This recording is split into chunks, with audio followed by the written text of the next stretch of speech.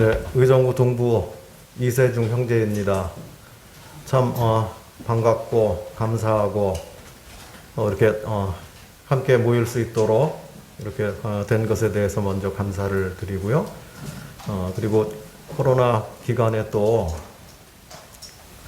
일산 모임이 큰 일을 하셨어요. 예배당 리모델링 겸 증축 겸 일이 얼마나 많아요. 그런데 기도하는 가운데 또 함께 참여하시는 그런 가운데 또 주님이 복을 베푸셔서 이렇게 넓어지고 또 쾌적하게 된 이런 좋은 홀을 주님이 허락해 주신 것에 대해 진짜 감사를 드립니다. 그리고 이제 일산 모임 할 일이 이곳에서 뜨겁게 사랑하는 일이겠죠. 주님 경외하고 또 복음을 전하고 함께 모여 기도하고 그리고 이 주변에 있는 어두운 영혼들, 불쌍한 영혼들을 이곳에 더 많이 데려다가 하나님의 집이 더 꽉 찰 수 있도록 그렇게 되는 게 일산 성도님들 하셔야 할 일이라고 생각이 됩니다. 오늘 제가 데살로니가전서 2장을 통해서 몇 말씀 나누도록 그렇게 하겠습니다.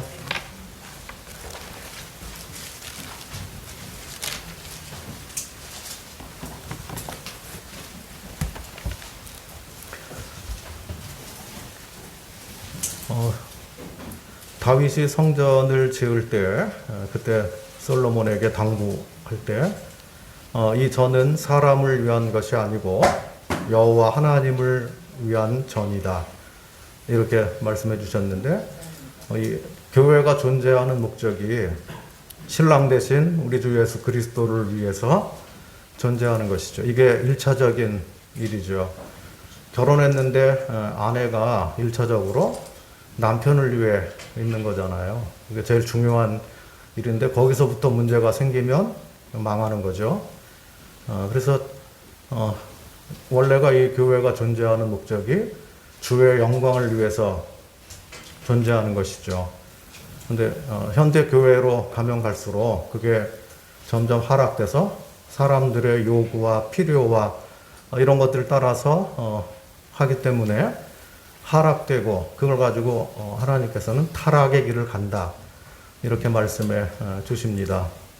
그래서 일산 모임이 참 예배당 건축하는 그런 일에 대해서 뭐 외부에 광고도 안 하고 기도하는 가운데 여기 교회 힘으로 성도들 힘으로 그렇게 한 것에 대해 감사를 드리고 또 끝나고 나서 보통 뭐 헌당식 한다고 이렇게 해서 또 뭐 공문 돌리고 이렇게 그런 거 하는데 이미 이 과정과 또 일하는 그 순간순간마다 주님 영광 받으셨기 때문에 그래서 아마 그 헌당식 그런 것도 생략하신 걸로 압니다.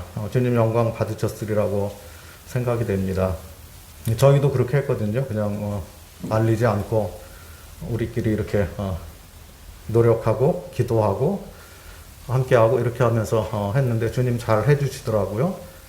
그리고 그때 우리 완공하고 나서 일산 모임 형제님들이 또 찾아오셔가지고 헌금을 저희에게 주시고 가셨어요. 그래서 그때 참 너무 감사한 마음이 있었고 그래서 일산 모임 예배당 증축한다는 소리 들었을 때 우리도 형제들하고 이야기가 이미 됐고요. 완공되면 우리도 좀 연보를 들고 좀 찾아가자 이렇게 하다가 먼저 토요일 날인가요? 그때 방문해서 또 교제를 나누고 또 사랑의 대접도 받고 그렇게 돌아갔습니다. 감사드리고 모든 일을 주님께 영광을 돌려드립니다. 건물이 좋아졌는데 넓어졌는데 근데 이곳에 성도들이 주님 중심으로 원팀을 이루어서 하나가 돼서 주의 뜻에 순종하는 삶을 살지 못한다면 좋은 건물 갖는 게 별로 의미가 없게 되죠. 찬바람 나고 성도들이 흩어지고 또 구도자도 안 오고 구원의 역사가 없고 그러면 교회는 망하는 거잖아요.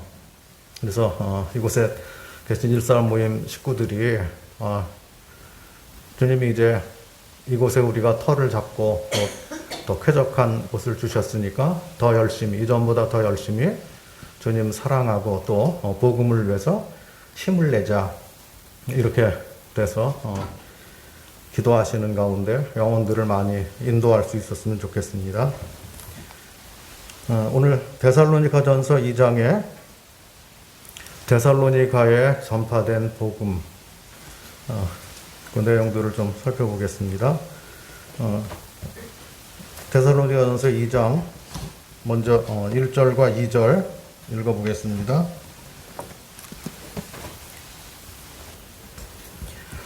형제들아, 우리가 너희 가운데 들어감이 헛되지 않은 줄을 너희가 친히 아나니 너희 아는 바와 같이 우리가 먼저 빌립보에서 고난과 능력을 당하였으나 우리 하나님을 힘입어 많은 싸움 중에 하나님의 복음을 너희에게 말하였노라. 데살로니가에 전파된 복음은 첫째로 고난 중에 전파된 복음이었습니다. 참 복음이 전파되고 한 영혼이 생명을 얻는데 그냥 되는 일이 없습니다. 대가가 지불돼야 됩니다. 주님이 십자가에서 먼저 대가를 지불해 주셨습니다. 사도들이 그 복음을 전하는데 대가를 지불하며 복음을 전했습니다.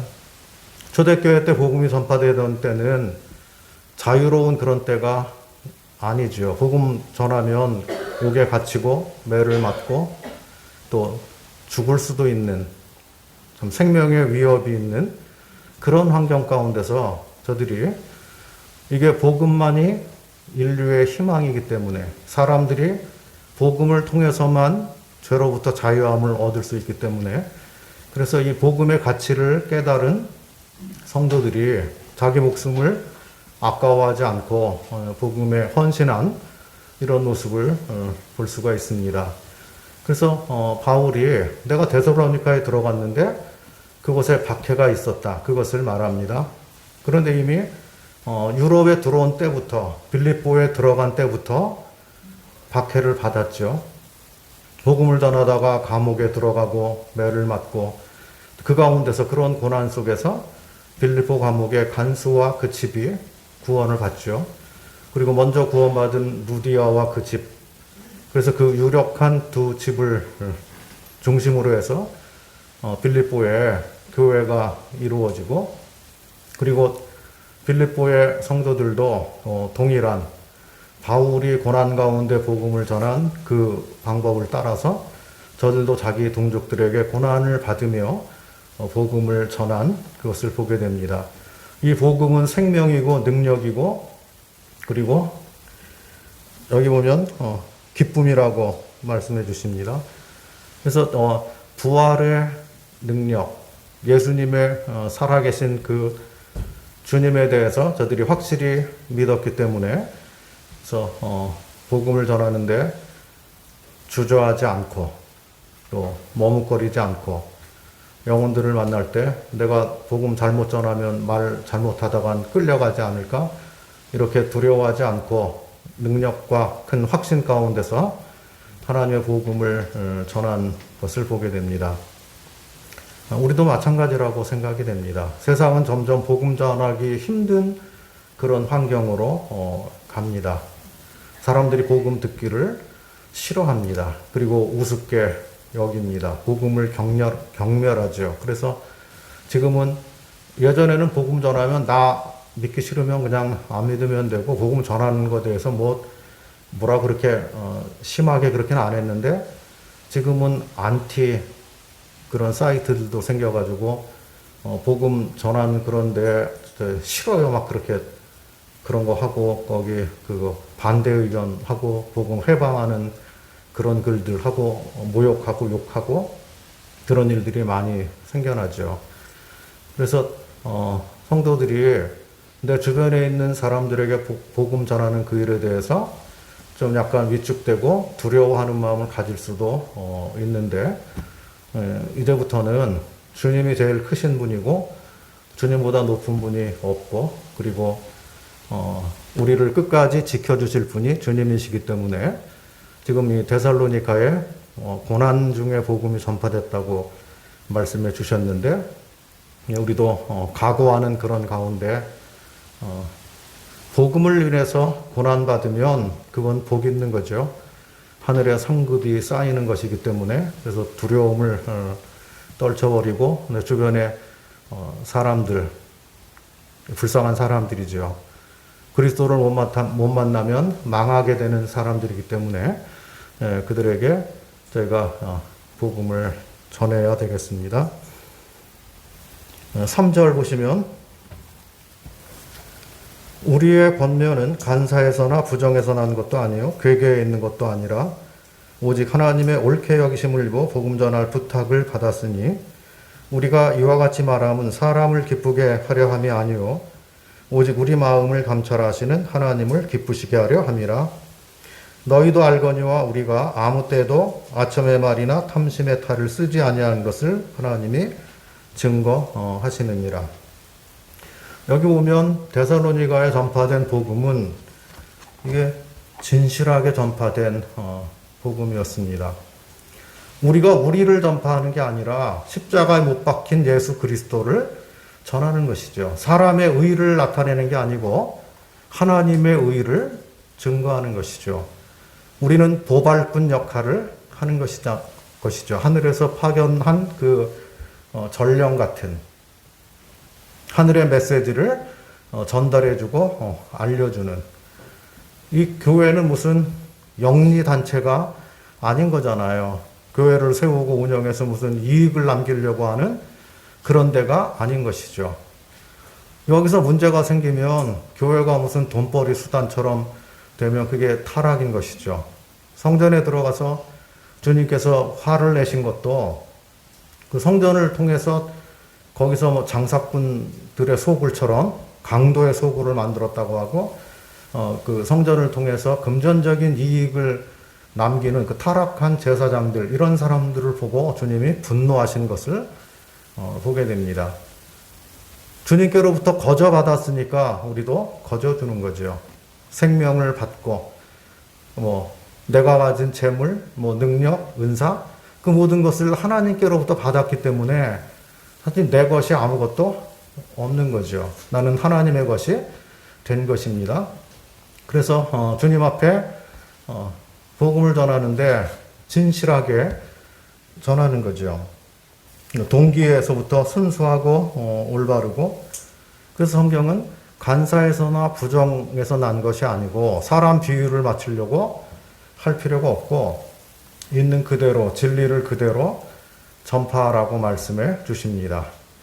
영혼을 구원하는 것은 하나님의 능력이고 하나님의 말씀이지 사람의 테크닉으로 구원받는 건 아닌 거잖아요.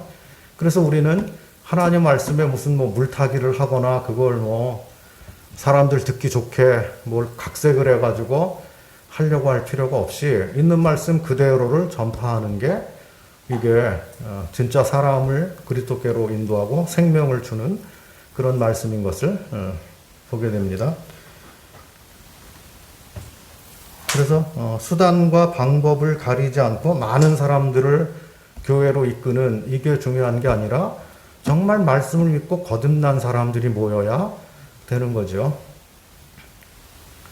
오늘 말씀 후에 밖에 침례식 한다고 하는데 침례에 순종하게 된 그 형제 자매님들 축하하고 감사드리는 그런 마음이 있습니다. 주님 앞에 진짜로 내가 예수님을 영접해서 새 생명 얻은 사람인 것을 만천하에 공개적으로 드러내는, 그래서 이 침례 후에 그 믿음이 더 뚜렷해지고 주님 더 사랑하고 또 세상과 구별된 그런 모습 가운데 영적으로 잘 자라가시기를 바라는 그런 마음이 있습니다. 그래서 진심으로 복음을 깨닫고 변화된 사람들이 모이는 거죠.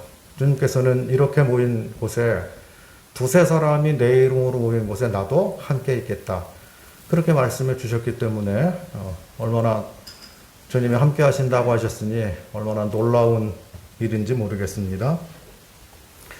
주님께서 요한복음 6장에 오늘 예배 드릴 때 요한복음 6장을 많이 인용하시고 감사드리고 그렇게 하시더라고요.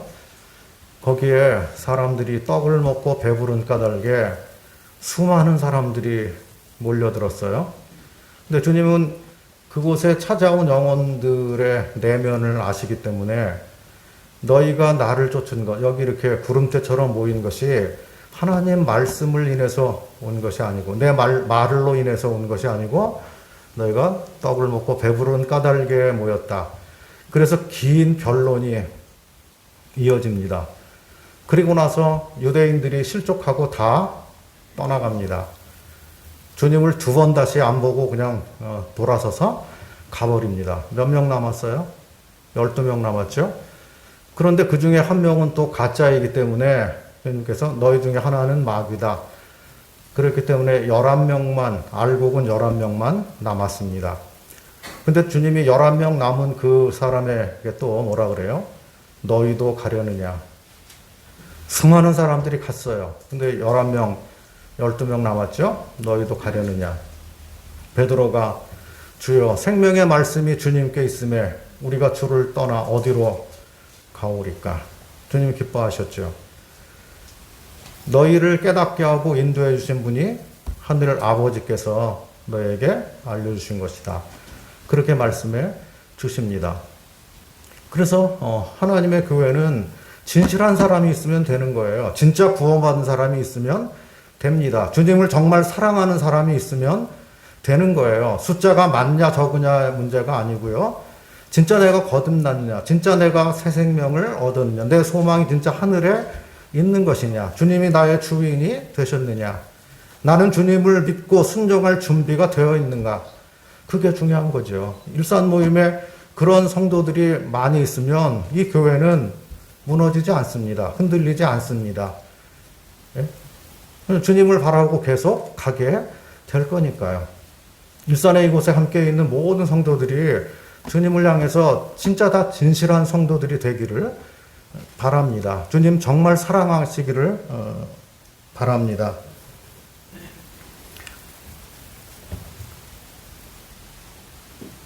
어, 7절부터 몇 절 또 보겠습니다.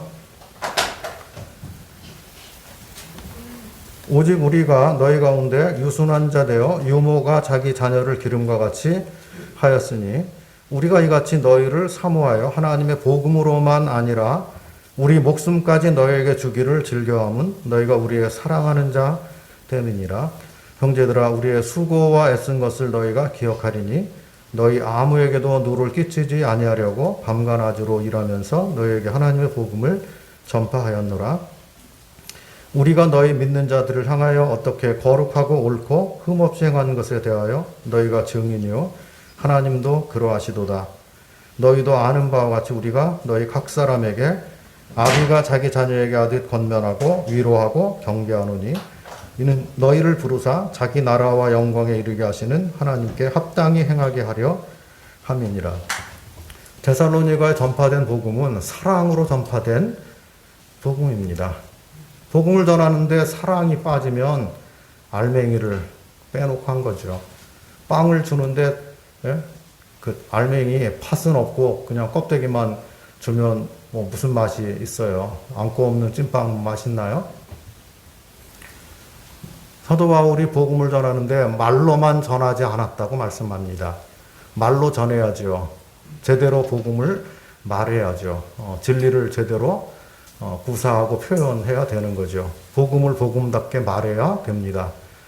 그런데 사람을 상대해서 복음을 전할 때 냉정하고 쌀쌀하고 하여튼 말은 다 잘 맞는데 근데 그 사람 인격이 별로고 그 안에 따뜻함이 없고 사랑이 없고 긍휼이 없고 그러면 그 복음이 전달되나요? 복음은 하나님의 사랑의 메시지를 전하는 건데요. 하나님이 죄인된 나를 이렇게 사랑하셨다고 하는 말씀이 전달돼야 되는데 지식을 많이 전달했어도 사랑이 전달되지 않으면 안 되는 거죠. 믿었다고 하는데 그 쌀쌀 맞은 성도가 되면 어떻게 해요? 따뜻한 성도가 돼야죠. 섬길 줄 아는 성도가 돼야 되는 거죠. 까칠한 성도가 되면 되겠어요?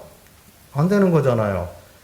내가 다른 사람에게 맞춰주려고 하는 그런 사람이 돼야지 그게 진정한 변화죠. 상대방이 다가와서 나를 다 맞춰주고 수발 들어주고 나를 위해주고 그렇게 해야 된다면 그거 뭐 복음이 잘못 이해가 된 거예요. 잘못 전달된 거예요.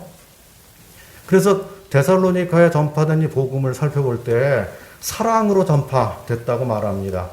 바울이 그들을 섬겼다고 말하고 있습니다. 높은 자의 위치에 들어가서 뭐 그들을 뭐 훈계하고 가르치고 그리고 종처럼 부려먹고 그런 게 아니고 바울이 낮은 데로 내려가서 섬긴 것을 말씀해 주십니다. 주님도 하늘에서 땅까지 내려와서 우리를 섬겨주시지 않았던가요? 그게 진실한 사랑이죠.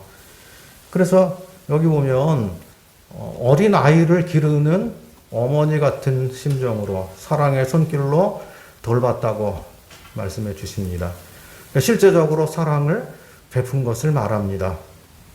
구도자에게 뭘 받고 복음을 전하나요? 주는 쪽에서 다 사랑을 베풀어야죠. 밥도 사주고 뭐 차도 태워주고 뭐 선물도 주고 교회 인도하느라고 기도도 하고 노력도 하고 그런 대가가 지불되지 않으면 누가 교회에 따라오고 누가 그리스도를 믿고요. 믿는 자를 통해서 무슨 하나님이 사랑이신지 그걸 어떻게 발견할 수가 있겠습니까? 그러니까 우리의 복음 전함이 말로만 아니고 행함과 진실함으로 전파해야 한다고 말씀해 주십니다. 만약에 어머니가 아이를 낳고 낳아준 것도 힘든데 수고했는데 너 이제 알아서 네가 살아봐라. 그리고 가버리면 그 아이가 살겠어요? 못 살죠. 죽죠. 그래서 우리가 누구를 사랑해서 복음을 전하면 부모 같은 마음을 갖게 되는 것입니다. 그를 위해서 기도해야 되고요. 자연히 기도하게 되죠. 관심을 갖게 되죠. 그리고 그가 잘못된 거 먹을까 봐. 예? 이 모임에서 순수한 생명의 말씀, 신령한 젖, 그걸 먹고 잘 자라야 되는데 막 불순물 이상한 거 먹을까 봐 뭐 이거 읽어라 저거 읽어라 뭐 성경 좀 읽었냐 뭐 뭘 깨달았냐 그리고 그런 사람하고 사귀는 거 아니다. 그건 안 좋다.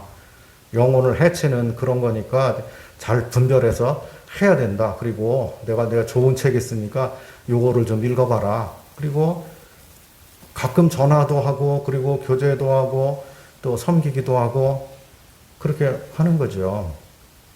그래서 우리가 실제로 전도자 몇 사람만 막 복음 전해가지고 이렇게 되는 게 아니고 일산모임 모든 식구가 다 생명을 낳는 복음 전하는 사람이 되면요 영적인 성장이 이루어집니다.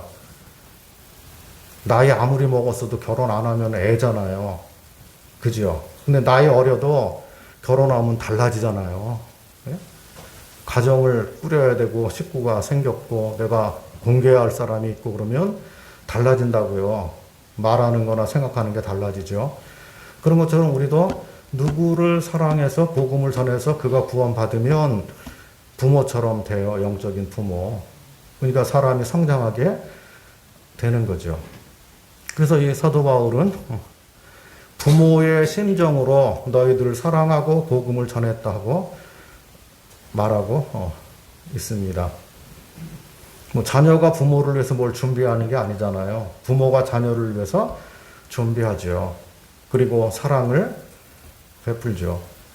자녀가 부모를 사랑한다고 사랑하는 것보다 부모가 자녀를 사랑하는 것이 훨씬 크죠. 그게. 그래서 목숨까지 주고자 하는 진실한 사랑으로 복음을 전한 것을 보게 됩니다. 일사모임 부흥되기를 원하죠. 그죠? 저희 의정부 동부모임도 부흥되기를 원해요. 꽉 차가지고 더 이상 못 있어서 안 된다. 그러니까 예배당 한번 더 짓자. 뭐 이렇게 되기를 바랍니다. 성도가 꽉 차가지고 어떻게 용신할 수 없으면 어떻게 해요? 딴 데로 더 넓은 데로 이사 가야죠. 아니면은 뭐 분가를 해서 이게 내보내든지 그래야 되잖아요.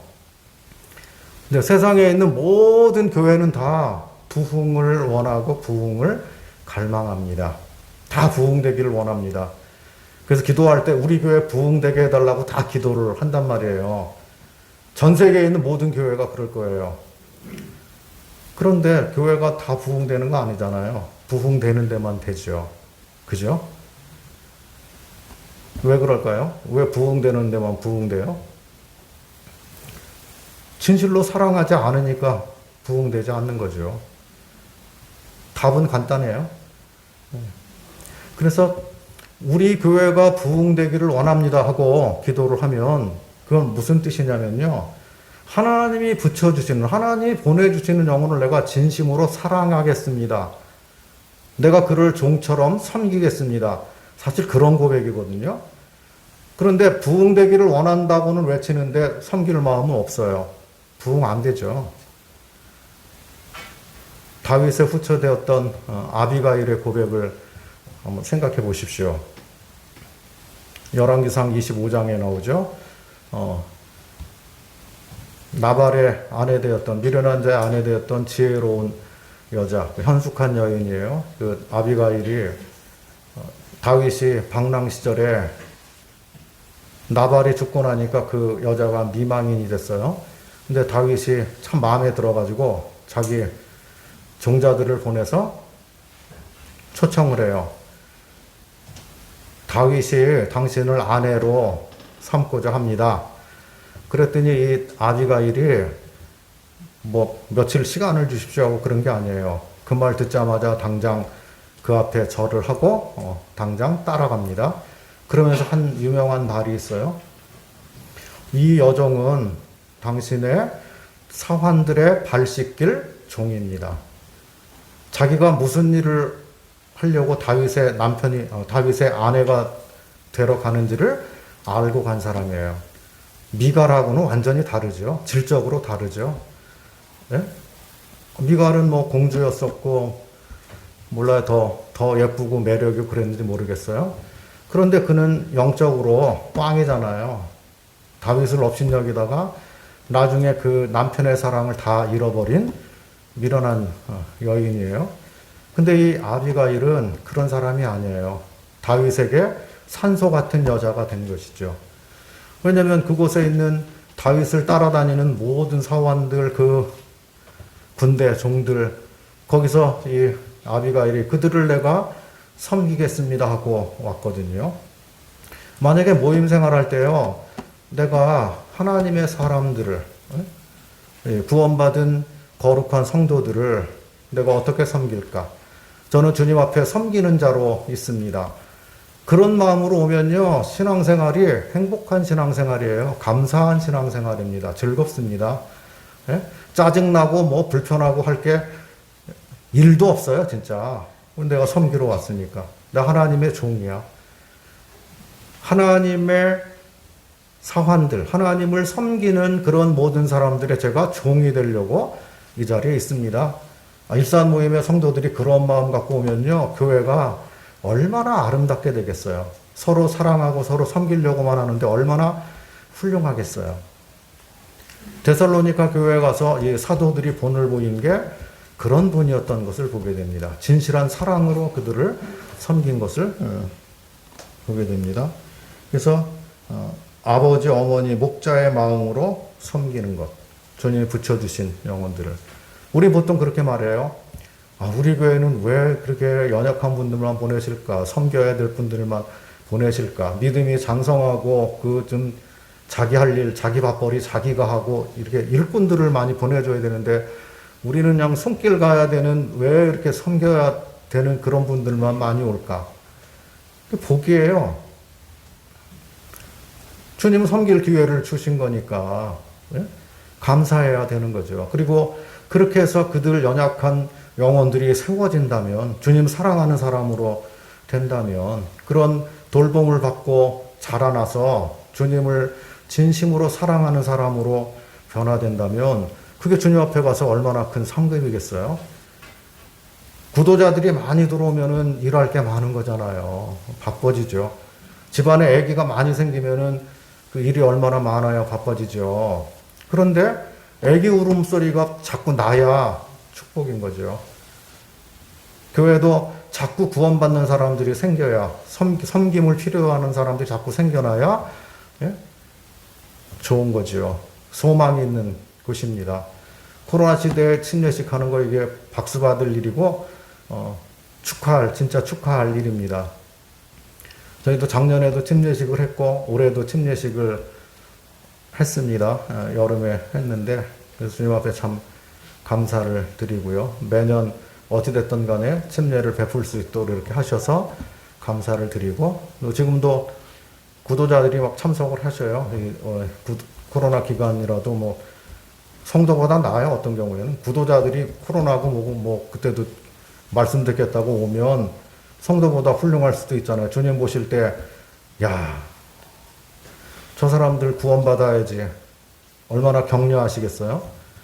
예, 어제 자매하고 같이 오라고 이렇게 문자 주셨는데, 구도자들도 온다 그러고, 뭐, 오늘 또 청년들, 오늘부터 청년들 모여서 교제하라고 청년들 밥 해준다고 그렇게 해가지고 음식 장만하고 해야 돼가지고 자매는 너무 바빠서 못 왔습니다. 다음번에 뭐 같이 와서 이렇게 교제도 하고 구경도 하고 그러면 되니까 그건 나중에 하기로 하고요. 하여튼 뭐 그렇게 됐는데 하여튼 섬길 일이 있고 바빠야 그게 좋은 거죠. 그래서 사랑으로 전파됐다. 만약에 그리스도인 마음에 따뜻함이 없어지면, 주님 사랑하는 그것이 없어지면, 냉랭해진다면, 그거보다 불행한 일은 없을 것이죠. 복음을 전한다는 것은 그리스도의 마음으로 전하는 거잖아요. 그리스도의 사랑을 전하는 거죠. 사랑이라고 하는 것은 뭐예요? 헌신, 수고. 다른 사람을 섬기는 것을 말합니다. 말로는 뭐 얼마나 뭐 다 할 수 있죠. 누구라도 당신을 사랑합니다. 성도들을 사랑합니다. 교회를 사랑합니다. 다 말할 수 있어요.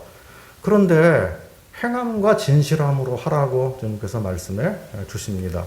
만약에 우리가 주님 앞에 갔는데 공수표만 남발한 사람으로 되면 알맹이가 없는 거잖아요. 상급이 없는 거죠. 주님 앞에 가서 진짜 상급 계산할 때는 진짜 행함과 진실함으로 했느냐, 하나님 말씀 진짜 네가 따라서 순종했느냐, 그것으로 따지는 건 아니겠습니까? 그 다음에 19절, 20절 읽어보겠습니다. 우리의 소망이나 기쁨이나 자랑의 면류관이 무엇이냐? 그의 강림하실 때 우리 주 예수 앞에 너희가 아니냐? 너희는 우리의 영광이요 기쁨이니라. 데살로니가에 전파된 복음은 소망 가운데 전파된 복음입니다. 소망으로 전파된 복음입니다. 우리가 직장에서 일할 때 그냥 봉사활동하려고 가서 일하는 사람은 없죠. 월급을 기대하고 일을 하잖아요. 농부가 봄에 씨를 뿌리는데 수확을 기대하고 가을을 기대하고 씨를 뿌리죠. 그리고 그 여름, 긴 여름 고생하며 농사를 짓죠. 만약에 가을에 소출이 없는데 내가 건강 삼아서 내가 재미로 그냥 농사를 좀 짓는 거예요. 이렇게 하는 사람은 없습니다. 그래서 주님께서 보면 시편 126편에는 오늘 뭐 시간이 많지 않아가지고 성경 막 안 찾겠습니다. 울며 씨를 뿌리러 나가는 자는 기쁨으로 단을 거둘 것이라고 말씀해 주셨습니다. 전도서 11장에는 너는 내 식물을 물 위에 던져라. 여러 날 후에 도로 찾을 거다. 그러니까 씨 뿌리지 않으면은 거둘 게 없는 거잖아요. 그러니까 복음을 전해도 뭐 사람들이 믿지도 않으니까 안 할래 하면 뭐 10명, 100명 전에도 누가 구원 안 받아. 그래가지고 안전하면은 아무도 구원을 못 받죠. 그런데 이게 씨를 뿌려놓은 게 지금 날 수도 있지만 한참 후에 날 수도 있는 거잖아요. 주일학교 때 뭐 그 어린애들, 동네 애들 데려다가 뭐 율동 가르치고 복음 전하고 했는데 그때는 없고 그러다가 나중에 커가지고 구원받는 경우도 있어요.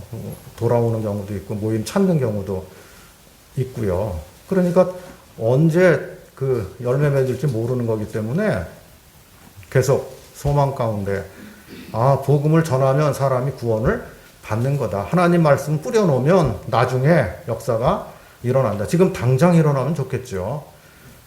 그러나 이 소망 중에 복음을 전했다고 말씀해 주고 계십니다. 이사야서 45장에는 내 입에서 의로운 말이 나갔기 때문에 그냥 돌아오지 않겠다고 말씀해 주십니다. 이게 약속이에요. 하나님 말씀이에요. 그래서 하나님 말씀이 생명이기 때문에 내 입에서 생명의 말씀이 나갔기 때문에 그것이 땅에 그냥 떨어지지 않고 그냥 돌아오지 않고 열매를 맺을 것이라고 말씀해 주셨습니다. 그러니까 우리는 소망을 품고 복음을 계속 전해야 되는 것이죠. 13절 보시겠습니다. 이러므로 우리가 하나님께 쉬지 않고 감사함은 너희가 우리에게 들은 바 하나님 말씀을 받을 때 사람의 말로 아니하고 하나님 말씀으로 받음이니 진실로 그러하다. 이 말씀이 또한 너희 믿는 자 속에 역사하느니라. 형제들아, 너희가 그리스도 예수 안에서 유대에 있는 하나님의 교회들을 본받은 자 되었으니 저희가 유대인들에게 고난을 받은 것 같이 너희도 너희 나라 사람들에게 동일한 것을 받았느니라. 유대인은 주 예수와 선지자들을 죽이고 우리를 쫓아내고 하나님을 기쁘시게 아니하고 모든 사람에게 대적이 되어 우리가 이방인에게 말하여 구원 얻게 함을 저희가 금하여 자기 죄를 항상 채우매 노하심이 끝까지 저희에게 임하였느니라. 데살로니가의 복음이 전파됐습니다. 그 복음을 믿고 저들이 변화가 됐습니다. 생명을 얻었습니다. 조상적부터 섬기던 우상을 버리고 살아계시고 참되신 하나님께 돌아와서 그분의 강림을 믿고 기다리는 예수님의 죽으심과 부활을 믿고 그분이 하늘에 올라가서 우리 처소를 예비하고 계시다가 때가 되면 주님이 공중에 오셔서 교회를 영접해 가시겠다고 하는 그 약속의 말씀 저들이 믿었습니다. 이 사람 이제 데살로니가 사람들이 복음을 믿고 땅에 속한 사람들이 하늘에 속한 사람으로 바뀌어진 것이죠. 거듭난 사람들이 됐습니다. 하늘의 소망을 품고 사는 사람들로 달라졌습니다. 그리고 저들은 유대인들이 복음 때문에 그리스도 때문에 자기 동족들에게 핍박받고 고난받고 정처가 없고 쫓겨다니고 이렇게 됐던 것처럼 그들도 이방인들이지만 이방인 지역에서 똑같은 모습으로 고난을 받은 것을 성경이 말씀해주고 계십니다. 자기 동족들에게 쫓겨다니고 매를 맞고 산업을 빼앗기고 그리고 십자가의 고난에 동참하는 사람들이 된 것이죠. 그럴지라도 하나님이 나에게 주신 은혜가 더욱 커.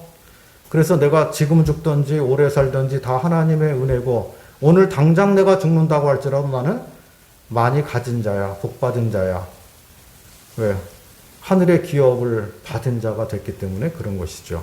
그래서 이 세상 사람들이 판단하는 어떤 그런 것을 다 뛰어넘는 사람들이 됐기 때문에 환난과 핍박이 있어도 저들이 믿음을 포기하지 않고 그리고 복음과 함께 고난받는 길을 계속 갈 수 있었던 것을 보게 됩니다. 우리들에게도 놀라운 소망이 있습니다. 주님이 곧 오십니다. 언제 오셔요? 교회가 완성되면 오는 거예요. 이방인의 충만한 숫자가 하나님에게 채워져서 하나님께서 이제 됐다, 그만이다. 그렇게 되면 하늘에 우리가 있어야 할 하늘 집과 땅에서 교회가 그곳에 들어가서 살아야 되잖아요. 그러면 신부의 숫자가 채워지는 날, 그때 주님이 공중에 오시는 거죠. 이리로 올라오라. 얼마나 감격이겠어요. 지금 연세 많으신 우리 부친님들, 모친님들은 내가 살아있는 이 시대에 주님 오시는 것을 내가 목도했으면 좋겠습니다. 그런 소망이 있잖아요. 무덤에 들어갔다 나오고 뭐 그 절차 거치고 막 그런 거 할 거 없이 지금 이대로 내가 살아있는 이때 주님 공중에 오시면 무덤에 들어갔다가 나올 필요가 없잖아요. 그냥 변화돼서 하늘로 올라가면 되잖아요. 그래서 이 시대에도 모든 성도들이 곧 오실 예수님을 바라보고 살았다는 거예요. 땅을 쳐다보면 쳐다볼수록 머리가 아파요. 골치 아파요. 그리고 근심이 생겨요. 땅은 하늘의 평안을 다 뺏어가는 일밖에 없습니다. 그래서 믿는 우리들에게 주님께서 나를 쳐다보라, 위를 쳐다보라, 이 말씀을 봐라. 하늘에 기록한 너희들을 위해서 주고자 하는 그 모든 복에 대해서 네가 잘 알고 소망 중에 주님 섬겨라 하고 우리들에게 권면해 주고 계시는 거죠. 그래서 이 데살로니가 교회가 사람들이 변화가 됐고 유대에 있는 하나님의 교회를 본받아서 저들이 십자가의 길에 동참하는 그런 사람들이 됐습니다. 십자가의 길은 고난의 길이지만 영광의 길이에요. 소망의 길이고 진리의 길이고 능력의 길이고 이건 행복한 그런 길인 거죠. 그래서 이 성경은 그러므로 우리들에게 복음을 전하라고 권면해 주십니다.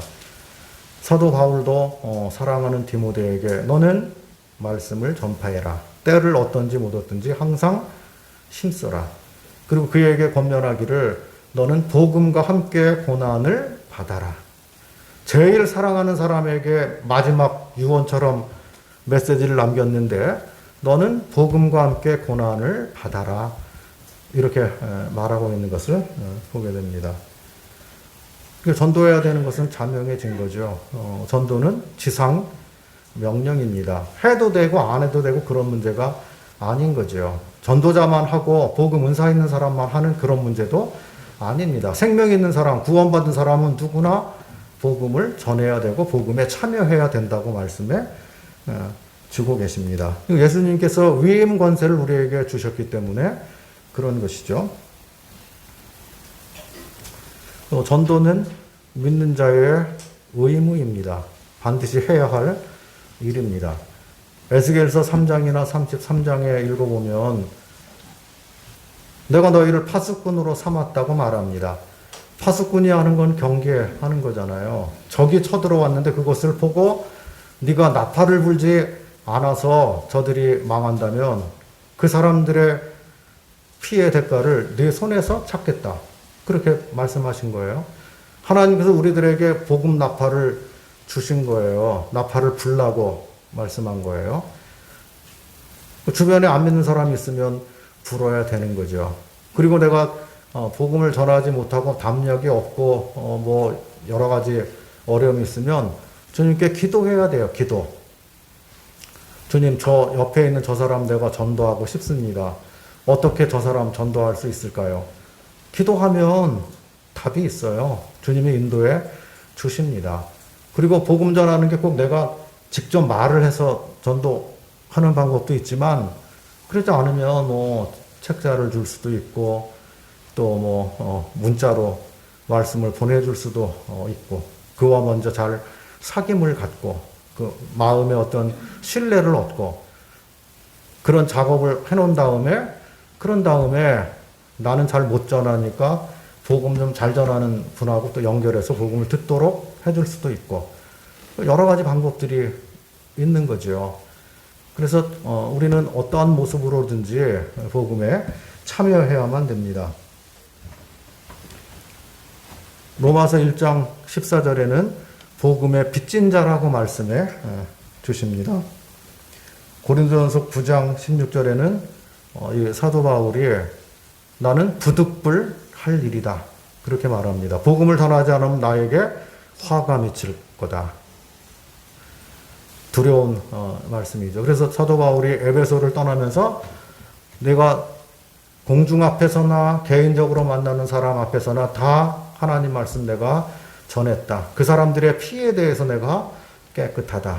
그렇게 말합니다. 내가 어느 직장에 다니면 직장 사람들이 내가 그리스도인인 거 아나요? 내가 모임에 다니는 거 아나요? 일반 교파교회가 아니고 시시껄렁한 교회 다니는 게 아니고 진짜 말씀대로 하는 교회 사람인 진실한 사람인 것을 아나요? 그리고 그들에게 진짜로 복음을 전해봤나요? 한두 사람 아니고 대다수의 사람들에게 복음을 전해봤나요? 이렇게 해야 된다고 하는 거예요. 성도들이 깨어서 그렇게 한다면 주의 재림이 더 빨리 오시겠죠. 누가 하겠지. 뭐 내가 은사도 아닌데 괜히 말했다가 본전도 못 찾아. 뭐 이런 식으로 하면은 누가 복음을 듣고 복음 앞에 굴복할 수가 있겠나요? 그러니까 그리스도인들은 능력이 있어야 되죠. 그 능력은 성령으로부터 주어집니다. 그러니까 주님께서 믿는 자에게 담대하라고 말씀했지, 위축되고 모기 목소리로 하고 뭐 쪼그라들고 그러라고 말씀한 게 아니잖아요. 우리들에게 담대한 믿음을 가지고, 그리고 그리스도인들은 무조건 앞으로 나가는 거죠. 전신갑주를 가지고 싸우는데 앞에만 막는 거잖아요. 적에게 뒤 돌아서면 방어가 아무것도 없잖아요. 뒤에는 죽는 것밖에 없잖아요. 그러니까 그리스도인은 무조건 표대를 향해서 나가는 거죠. 마지막 시대가 되면 될수록 그리스도인들이 그래서 깨어 있어야 되고, 그리고 교회가 복음 전하기를 힘써야만 되고, 개인적으로 깨어서 저 영혼을 내가 어떻게 주님께 인도할고, 자나깨나 매일 그 생각 해보세요. 주님께서 말씀도 주시고 지혜도 주시고 능력도 주시고 할 수 있는 기회도 주시고 또 구도자를 붙여주시기도 하시고 별 희한한 방법을 다 그렇게 해가지고 영혼을 인도할 수 있도록 하시는 거죠. 주님은 그 일을 보기를 원하십니다. 대한민국 국민으로 사는데 만약에 세금을 안 내고 산다든지 군대 안 간다든지 그러면 여기 살 자격이 없는 거잖아요. 그런데 믿는 그리스도인들에게 복음 전하라고 하는 것은 이거는 당연한 일인 것을, 의무인 것을 말씀해주고 계십니다. 그래서 저희는 뭐 누구 만나서 구도자 만나서 복음 전하고 그러고 오면 기분이 얼마나 좋은지, 아이고 오늘 밥값했어. 이제 자매하고 둘이 웃으면서 이제 그럽니다. 왜냐하면 주님께서 우리를 이 땅에 남겨두신 목적 중에 하나가 안 믿는 그런 사람들에게 내 영광을 전파해라. 그들에게 복음을 전해서 저들이 지옥 가지 않도록 해라. 새 생명 가운데 살도록 해라 하고, 물론 주님 섬기는 것도 있고 예배 드리는 것도 있고 기도하는 것도 있고 다 있습니다만, 그러나 이거 지상 명령이라고 말씀해 주셨기 때문에, 그래서 복음을 전하는 일에 지금까지 잘 하셨지만 이제 더 마음을 새롭게 하고, 내가 열심히 복음 전해야 되겠다, 이렇게 하시는 가운데 복음 전했으면 좋겠습니다. 전도야말로 최고의 이웃 사랑입니다. 최고의 능력자, 최고의 부자를 연결시켜 주는 거잖아요. 가난한 사람에게 뭐 먹을 거 하나 주고 돈 주고 그건 평생 줘야 되잖아요. 그런데 그가 스스로 평생 먹을 수 있도록 일자리를 알선해 준다든지 그러면 그게 더 큰 사랑이잖아요. 그런 것처럼 그리스도를 만나게 해주면 그 배에서 생수가 영원토록 흘러나오니까 망할 일이 없는 거죠. 저희가 주님을 의지하고 살 수 있도록 되는 거니까 그거보다 더 큰 사랑이 없는 거죠. 그리고 전도는 상급입니다. 뒷나라 가서 전도 많이 하면 주님이 보상해 주셔요. 상급을 주십니다. 제가 오래전에 젊은 나이에 연천으로 떠날 때 그때 성도님들이 또 앉아가지고 송교식 해주고 그러면서 뭐 하나님 말씀 하나씩 이렇게 읽어주고 기도해주고 그렇게 했는데, 어떤 분이 다니엘서 12장 3절 거기를 읽으시더라고요. 많은 사람들을 옳은 대로 돌아오게 하는 자는 하늘의 별과 같이 빛나리라. 가서 전도 많이 해가지고 이런 사람 되라고 이렇게 격려를 하시더라고요. 근데 이게 하나님 말씀이 사실이에요. 영혼을 사랑해서 주님께로 많이 인도하면 땅에서는 뭐 그 사람이 뭐 훌륭한지 뭔지 뭐 전도 많이 했는지 그런 거 잘 모르죠. 땅에서는 별로 알아주지 않잖아요. 그런데 주님 나라에 가면 주님이 맞이하시고 알아주신다니까요. 나를 통해서 구원받은 사람들이 천국에 갔는데 여러 사람 있으면 그거보다 더 기쁜 일이 어디 있겠어요. 근데 주님의 은혜를 받고 사랑을 입었는데 나 때문에 내 영향을 받아서 구원받은 사람이 세상에 한 사람도 없어. 수십 년을 주님 섬긴다고 했는데, 그럼 주님 나라 가서 좀 쓸쓸할 거 아니겠어요? 거기서 얼싸안고 만나가지고, 아, 형제님이 그때 나 전도해줘가지고 내가 구원받았잖아. 그러면 그게 얼마나 행복하겠어요. 전도는 진짜 상급이라고 말씀해 주십니다. 하나님께서 이런 사람들을 들어서 쓰시죠. 성경에도 많이 그렇게 하잖아요. 요나를 니느웨에 보내서 그들 구원하는 일에 쓰셨고, 고넬료 구원하는 일에는 베드로를 보내셨고, 빌립보 감옥의 간수 구원받을 때는 바울과 실라를 또 보내셨고, 이디오피아 내시는 빌립을 보내셨잖아요. 그런 걸 다 일일이 말하려면 무슨 시간이 지금 없어서 안 되죠. 근데 지금 이 시대, 이 어두운 세상은 누구에게 맡겼냐면 성도들에게 맡긴 거죠. 우리들에게 맡겼습니다. 천사에게 복음을 맡긴 게 아니고 구원받은 사람만 복음을 취급하고 전할 수 있도록 특혜를 주신 겁니다. 그래서 천사도 흠모하는 일이라고 말합니다. 그래서 영혼을 그리스도께로 인도하는 이 일이 얼마나 영광스러운 일인가를 생각하고 주님 앞에 저희가 기도해야 될 것입니다. 전도할 문을 열어주소서, 전도가 되게 해주소서, 그리스도의 비밀을 말할 수 있도록, 이건 골로새서에 나오는 말씀입니다. 골로새서 4장에. 그리고 그곳에 읽어보면 세월을 아끼라고 말씀해 주십니다. 기회를 사라는 말씀이죠. 기회 포착을 해라. 사람들을 사귀는 목적이 그냥 사귀고 즐기는 그게 목적이 아니고 내 목표는 다른 데 있다. 그를 그리스도께로 인도하기 위해서 기회를 사는 거죠. 그래서 아무나 사귀는 게 아니고 사귀다가 이 사람 아니다 싶으면 또 절제하고 끊을 때는 또 끊고, 그리고 영혼들을 만나는 진짜 목적이 그를 그리스도께로 인도하기 위해서 모이는 거. 이게 이제 세월을 아끼는 거죠. 그런 다음에 믿지 않는 사람들에게 대답할 것을 항상 예비하라고 말씀해 주십니다. 하나님 말씀대로 부지런히 공부하고 축적하고, 그리고 누가 까다로운 질문을 할 때 몰라가지고 막혀가지고 말을 못하고 이상하게 대답하고 그러면 안 되니까 복음에 대해서, 예수님 믿는 것에 대해서, 교회에 대해서, 진리에 대해서 뭐 이런 것들 누가 물어보면, 안 믿는 사람이든지 뭐 교파 다니는 사람인지 누구든지 물어볼 수 있죠. 그러면 내 쪽에서, 우리 편에서 대답할 것을 예비해 놓고 살아라.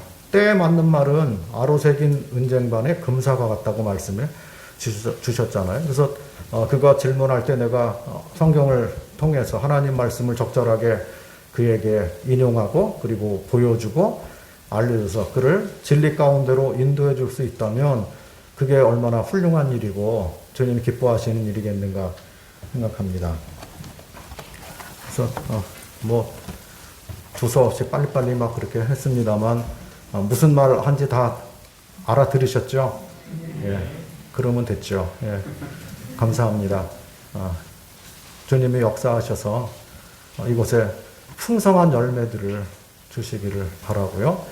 그리고 수년 내에 또 우리 한 번 더 이사 가자 뭐 이렇게 되면 더 좋고, 그렇지 않으면은 너무 많아서 안 되니까 이게 딴 지역에 가서, 일산역이 서쪽이니까 더 동쪽 가서 모임 하나 분가해서 섬겨라, 이렇게 될 수 있다면 얼마나 좋겠습니까?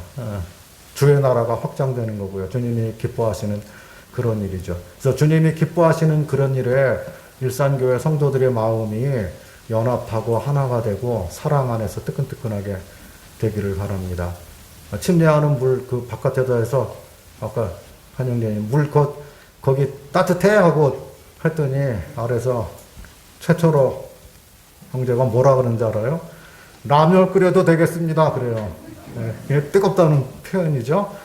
여기가 라면 끓여도 될 것 같은 그 뜨끈뜨끈한 주의 사랑, 그 성도 사랑, 형제 사랑, 그것이 있으면요, 뭐 불순물이 들어오고 뭐가 들어오고 그래도 그 사랑의 용광로 앞에 다 녹아지는 거죠. 해체되고 녹아져서 그냥 하나가 되는 거잖아요.